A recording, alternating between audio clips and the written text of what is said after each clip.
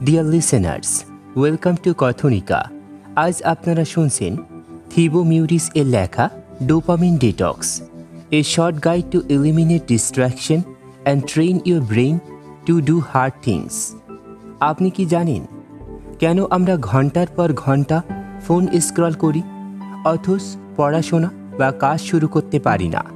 কেন আমাদের মস্তিষ্ক সবসময় সহজ আনন্দ খোঁজে আর কঠিন কাজকে বিরক্তিকর মনে করে? কেন আমরা প্রতিদিন বলি আজ না, কাল শুরু করব, কিন্তু সেই কাল আর কখনো আসে না? কিভাবে ডোপামিন ডিটক্সের মাধ্যমে আমরা আবার মনোযোগ, ইচ্ছাশক্তি আর আনন্দ ফিরে পেতে পারি? এইসব প্রশ্নের উত্তর খুঁজব আমরা থিবো মিউরিস এর ডোপামিন ডিটক্স বইয়ে। ইন্ট্রোডাকশন, ভূমিকা। কল্পনা করুন আপনি সকালে উঠে ফোন হাতে নিলেন আর ভেবেছিলেন শুধু 1 মিনিটের জন্য নিউজ ফিড দেখবেন, কিন্তু হঠাৎ খেয়াল করলেন আধা ঘন্টা কেটে গেছে। তারপর ইউটিউবের একটা ভিডিও, তারপর আরেকটা। দিনের সবচেয়ে গুরুত্বপূর্ণ কাজটা পড়ে রইল। এটা কি আপনার সাথে ঘটে? হয়তো পড়াশোনা শুরু করতে চান কিন্তু সোশ্যাল মিডিয়া ডাকে, হয়তো কাজে বসতে চান কিন্তু হঠাৎ গেম খেলতে ইচ্ছে করে। এটাই আধুনিক মানুষের সবচেয়ে বড় সমস্যা, ডিস্ট্র্যাকশন। এই বই আমাদের শেখায় ডোপামিন কিভাবে আমাদের মস্তিষ্ককে প্রভাবিত করে, কেন আমরা সহজ আনন্দের পেছনে ছুটি, আর কিভাবে ডোপামিন ডিটক্স করে কঠিন কাজগুলোর দিকে মনোযোগ ফিরিয়ে আনা যায়। Chapter 1, dopamine and the role it plays. ডোপামিনকে বলা হয় দ্য মোটিভেশন মলিকিউল বা ফিল গুড নিউরোট্রান্সমিটার। এটা আমাদের মস্তিষ্কের একটা কেমিক্যাল যা আমাদের চালিত করে আনন্দ পেতে, পুরস্কার খুঁজতে, নতুন অভিজ্ঞতা চাইতে। যখন আমরা কিছু আনন্দদায়ক করি, যেমন মিষ্টি খাই, নতুন নোটিফিকেশন পাই, একটা গেম জিতি বা সোশ্যাল মিডিয়ায় লাইক পাই, তখনই ডোপামিন নিঃসৃত হয় আর আমাদের মস্তিষ্ক ভাবে এটা আবার করো। একবার কিছু ইঁদুরের ওপর এক্সপেরিমেন্ট করা হয়েছিল। তাদের মস্তিষ্কের ডোপামিন সেন্টারকে উদ্দীপ্ত করা হলো। ফলাফল, ইঁদুরগুলো খাওয়া দাওয়া, ঘুম সব ভুলে গিয়ে শুধু সেই আনন্দের বাটন চাপতে লাগলো। শেষে ক্লান্ত হয়ে মারা গেল। আমাদের জীবনও অনেকটা এরকম। আমরা জানি ফোন স্ক্রল করলে বা ভিডিও দেখলে কাজ পিছিয়ে যাবে, কিন্তু মস্তিষ্ক বারবার বলে আরেকবার, আরেকবার। চলুন জেনে নিই ডোপামিন আসলে কি কাজ করে। নাম্বার 1, ড্রাইভ তৈরি করে। এটা আমাদের চালিত করে নতুন কিছু করতে। নাম্বার 2, রিওয়ার্ড সিস্টেম সক্রিয় করে। কাজের পর পুরস্কার পেলে আমরা ভালো বোধ করি। নাম্বার 3, অ্যাডিকশন তৈরি করে। যতবার সহজ আনন্দ পাই ততবার মস্তিষ্ক একই অভিজ্ঞতা খুঁজতে থাকে।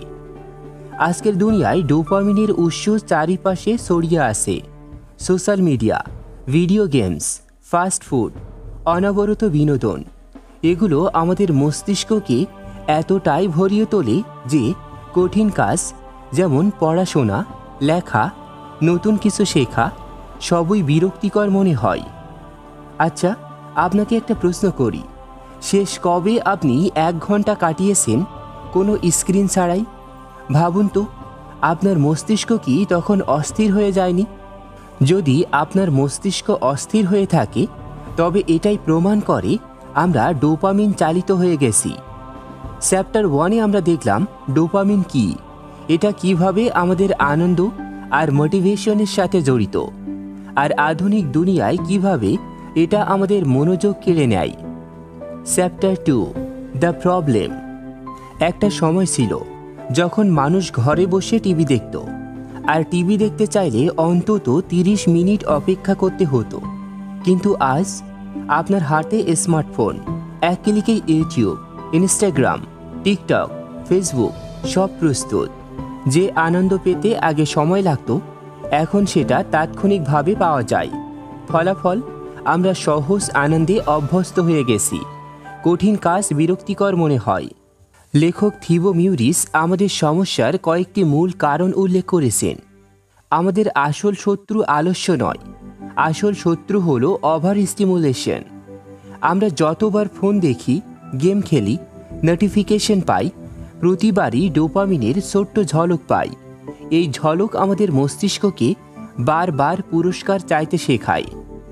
ভাবুন তো, আপনি প্রতিদিন যদি চিনি খেতে থাকেন, ধীরে ধীরে সাধারণ খাবারের স্বাদ আর ভালো লাগবে না।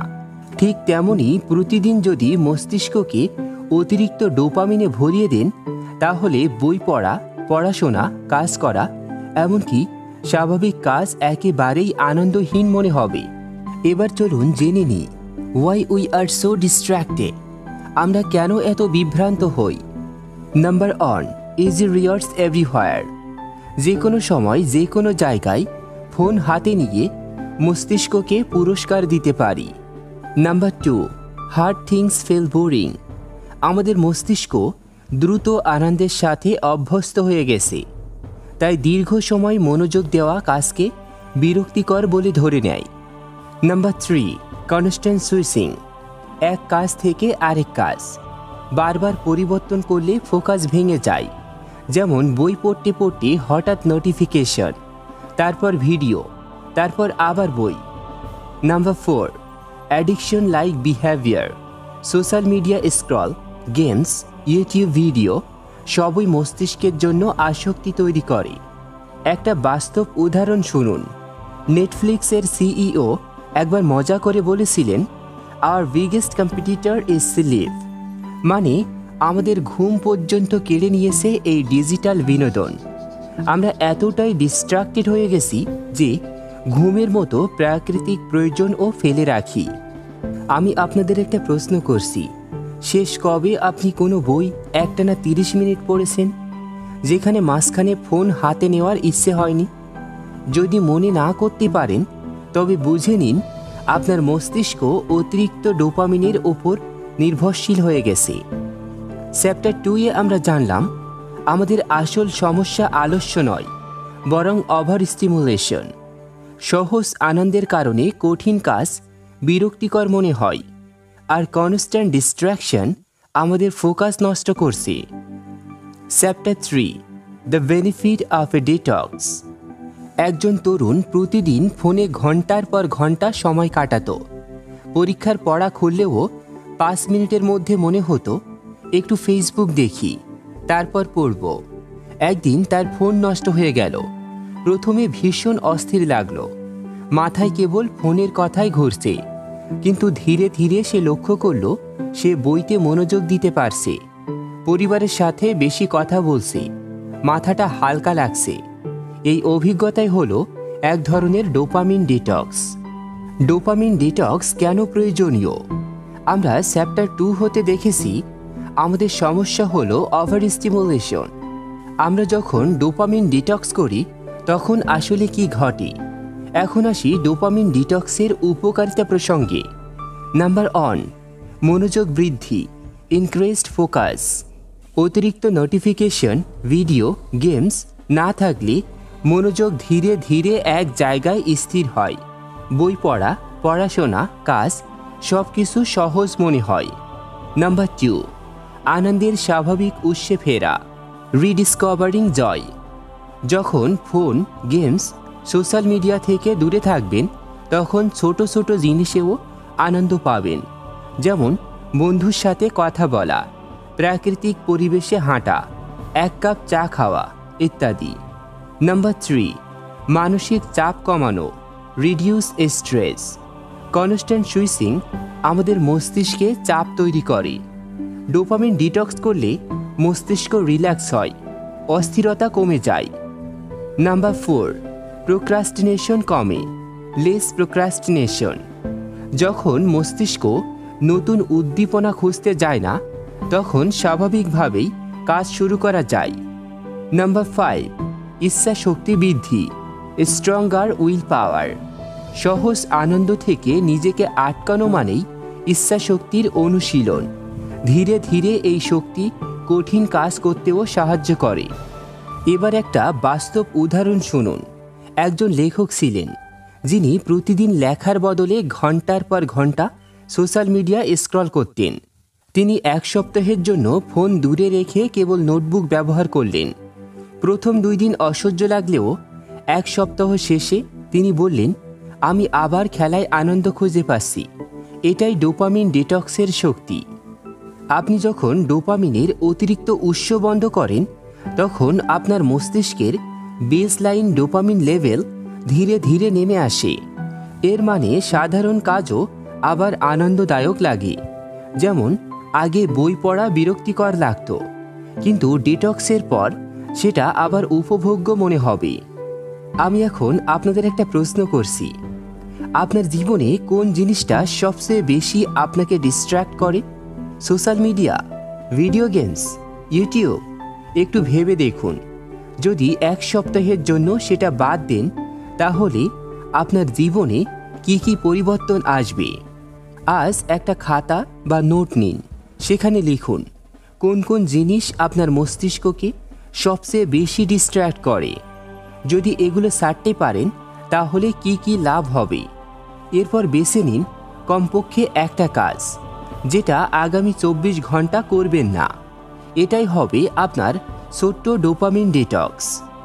চ্যাপ্টার 3 হতে আমরা জানলাম কেন ডিটক্স করা জরুরি, এটা কিভাবে মনোযোগ, আনন্দ, শান্তি, ইচ্ছাশক্তি ফিরিয়ে আনে, আর কিভাবে ছোট্ট একটা ডিটক্স করেও জীবন বদলাতে শুরু করা যায়।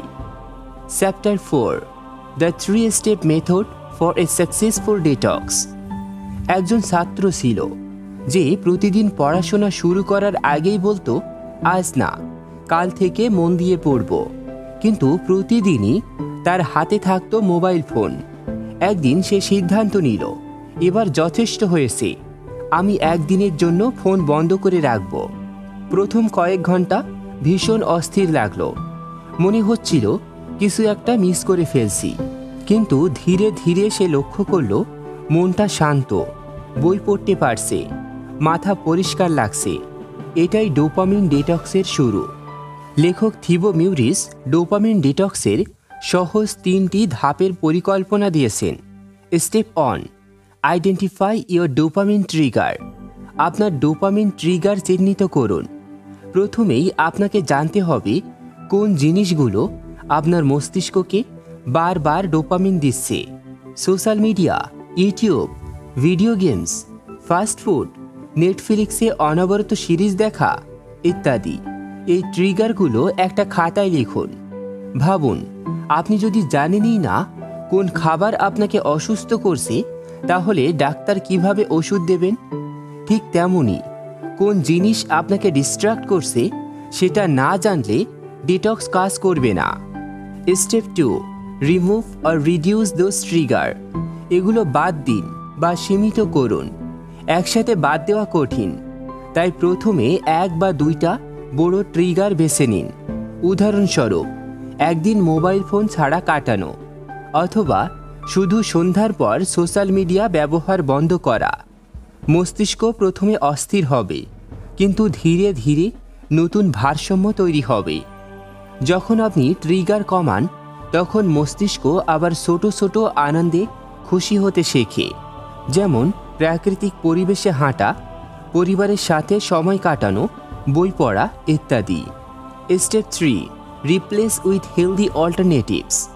নতুন বিকল্প তৈরি করুন। শুধু পুরনো অভ্যাস বাদ দিলে হবে না, ওই জায়গা খালি রাখলে মস্তিষ্ক আবার পুরনো অভ্যাসে ফিরে যাবে। তাই জায়গা পূরণ করতে হবে। বই পড়া, ব্যায়াম, মেডিটেশন, জার্নাল লেখা, নতুন দক্ষতা শেখা ইত্যাদি দিয়ে।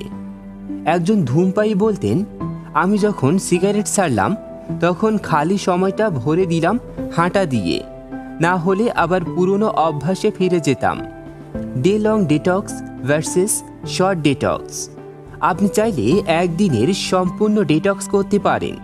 কোনো স্ক্রিন নয়, কোনো সোশ্যাল মিডিয়া নয়, অথবা ছোট ডিটক্স, প্রতিদিন কয়েক ঘন্টার জন্য ফোন ছাড়া থাকা। দুটোই কাজ করবে। আপনার জন্য যেটা সহজ সেটা দিয়ে শুরু করুন। এখন আমি আপনাকে একটা প্রশ্ন করছি, আজ যদি আপনাকে বলা হয় 24 ঘন্টা ফোন ছাড়া কাটাতে পারবেন কিনা, আপনার উত্তর কি হবে? একটু ভেবে দেখুন। যদি না পারেন, তাহলে আপনার সবচেয়ে বড় ডোপামিন ট্রিগার কি? কয়েকটি এক্সারসাইজ করুন। নাম্বার 1, লিখে ফেলুন আপনার টপ 3 ডোপামিন ট্রিগার। নাম্বার 2, ঠিক করুন আগামীকাল অন্তত একটা বাদ দেবেন বা সীমিত করবেন। নাম্বার 3, সেই সময়টা নতুন কিছু দিয়ে পূরণ করুন, যেমন হাঁটা, বই পড়া, পরিবারকে সময় দেওয়া। চ্যাপ্টার 4 হতে আমরা জানলাম কিভাবে নিজের ডোপামিন ট্রিগার খুঁজে বের করতে হয়, কিভাবে সেগুলো কমাতে বা বাদ দিতে হয়, আর কিভাবে সেগুলোর জায়গায় স্বাস্থ্যকর বিকল্প অভ্যাস তৈরি করতে হয়। Chapter 5, doing the work and overcoming procrastination. একজন তরুণ প্রতিদিন ভাবত আগামীকাল থেকে পড়াশোনা শুরু করব, কিন্তু প্রতিদিনই নতুন অজুহাত বের করত। কখনো বলতো মাথা ব্যথা, কখনো বলতো মুড নেই। একদিন তার এক বন্ধু বলল, তুই জানিস তোর সমস্যা আলস্য নয়, তোর সমস্যা হলো শুরু না করা। ঠিক তাই, আমাদের অনেকেই ব্যর্থ হয় শুধু শুরু না করার জন্য। প্রোক্রাস্টিনেশন মানে শুধু কাজ ফেলে রাখা নয়, এটা হলো মস্তিষ্কের এক ধরনের প্রতিরক্ষা ব্যবস্থা। কঠিন বা অস্বস্তিকর কাজের মুখোমুখি না হওয়ার চেষ্টা। যেমন পড়াশোনা করতে হবে, বিরক্তিকর মনে হয় তাই মোবাইল হাতে নিই। জিমে যেতে হবে, কষ্টকর মনে হয় তাই সিরিজ দেখি। কেন আমরা কাজ পেছাই? কয়েকটি কারণ জানুন। নাম্বার 1, অতিরিক্ত চাপ, ওভারওয়েলম। কাজটা বড় মনে হয় তাই শুরু করতে ভয় লাগে। Number 2, perfectionism. মনে হয় একেবারে নিখুঁতভাবে করতে হবে তাই শুরুই করি না। নাম্বার 3, তাৎক্ষণিক আনন্দের লোভ, ইনস্ট্যান্ট গ্র্যাটিফিকেশন। কঠিন কাজের বদলে সহজ আনন্দ বেছে নিই। আমাদের মস্তিষ্ক চায় পেইন এড়াতে আর প্লেজার খুঁজতে।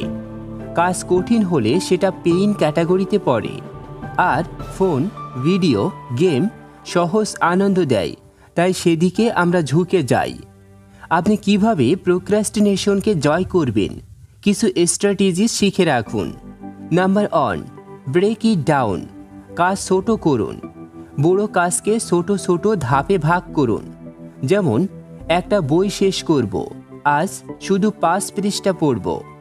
Number 2, 2 minute rule. কোনো কাজ যদি 2 মিনিটের মধ্যে শুরু করা যায়, সঙ্গে সঙ্গে করুন। শুরু করাটাই মূল চাবিকাঠি। Number 3, set clear deadline. সময়সীমা থাকলে মস্তিষ্ক কাজ শেষ করতে বাধ্য হয়। Number 4, environment design. ডিস্ট্র্যাক্টিং জিনিস সরিয়ে দিন, যেমন ফোন দূরে রাখা, পড়ার জায়গা পরিষ্কার রাখা। Number 5, reward yourself. কাজ শেষে নিজেকে ছোট পুরস্কার দিন, যেমন হাঁটা, কফি পান করা, গান শোনা ইত্যাদি। একজন লেখক প্রতিদিন সকাল 5টায় লিখতে বসতেন। তিনি নিজেকে বলতেন, আমি শুধু 10 মিনিট লিখব। কিন্তু একবার শুরু করলে সেটা চলতো ঘন্টার পর ঘন্টা।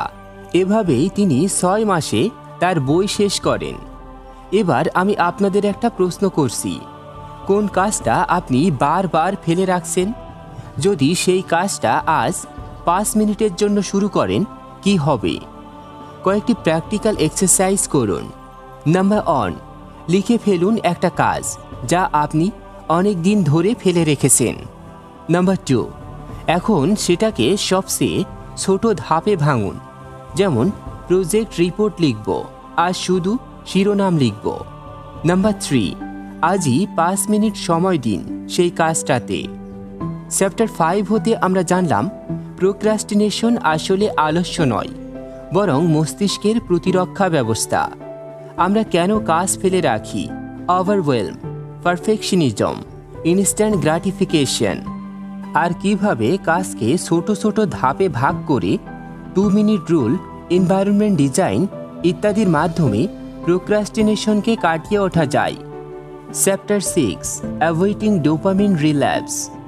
একজন মানুষ 1 মাস ধরে সফলভাবে ডোপামিন ডিটক্স করলেন। ফোনে কম সময়, বই পড়ছেন, মনোযোগী হয়েছেন।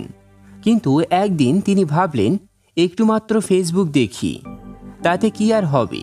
ফলাফল একটু থেকে হয়ে গেল আধ ঘন্টা, আধ ঘন্টা থেকে কয়েক ঘন্টা, আর কয়েক দিনের মধ্যে তিনি আবার আগের জায়গায় ফিরে গেলেন। এটাই হলো রিল্যাপস। রিল্যাপস মানে পুরনো অভ্যাসে ফিরে যাওয়া। ডোপামিন ডিটক্স করার পর যদি সাবধান না থাকি তাহলে মস্তিষ্ক আবার আগের মতো সহজ আনন্দের ফাঁদে আটকে যাবে। কেন রিল্যাপস হয়? কয়েকটি কারণ জানুন। নাম্বার 1, ওভার কনফিডেন্স, অতিরিক্ত আত্মবিশ্বাস। মনে হয় এখন আমি নিয়ন্ত্রণে আসি, তাই আবার ট্রিগার ব্যবহার শুরু করি। নাম্বার 2, এমটি স্পেস, ফাঁকা সময়।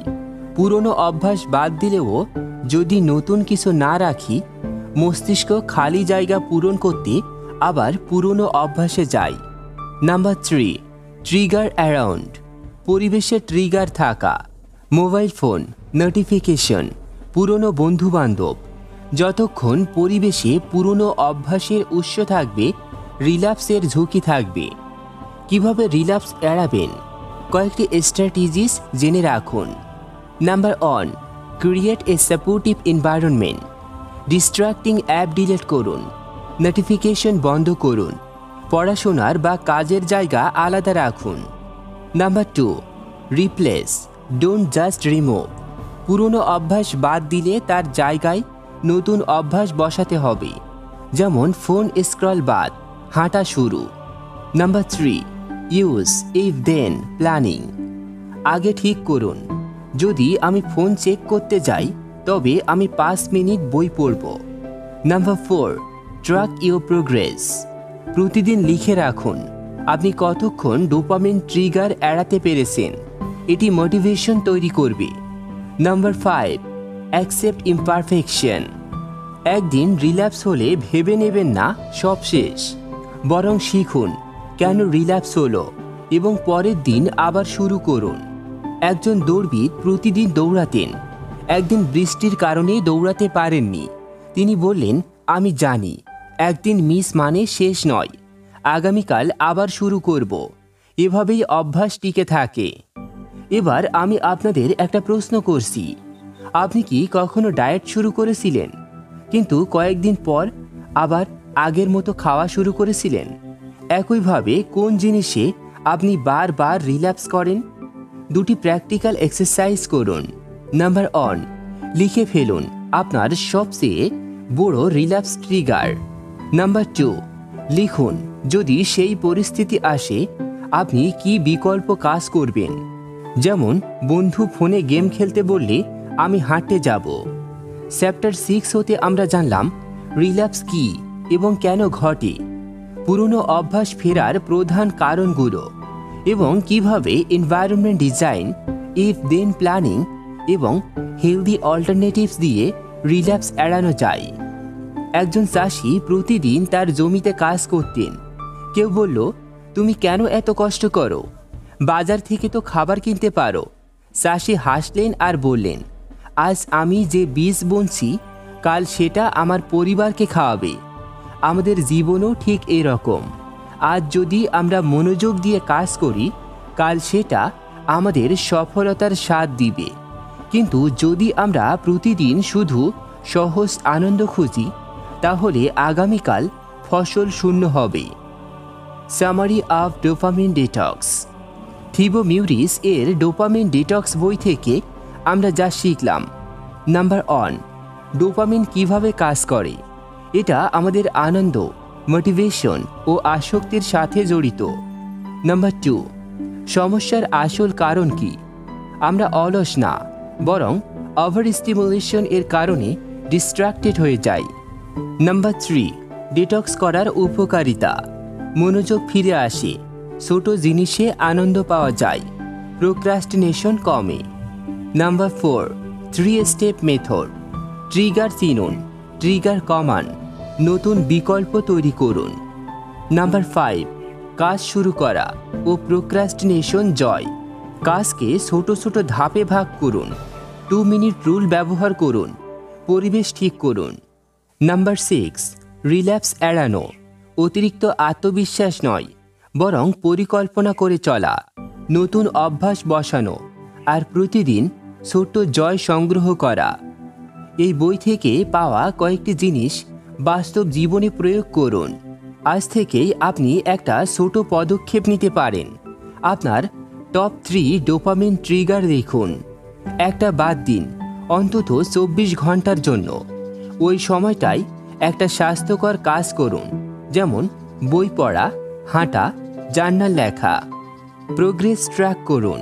প্রতিদিন লিখুন আপনি কতটা সফল হয়েছেন। ধীরে ধীরে আপনার মস্তিষ্ক সহজ জিনিসে ও আনন্দ খুঁজে পাবে। এখন আমি আপনাদের একটা শেষ প্রশ্ন করছি।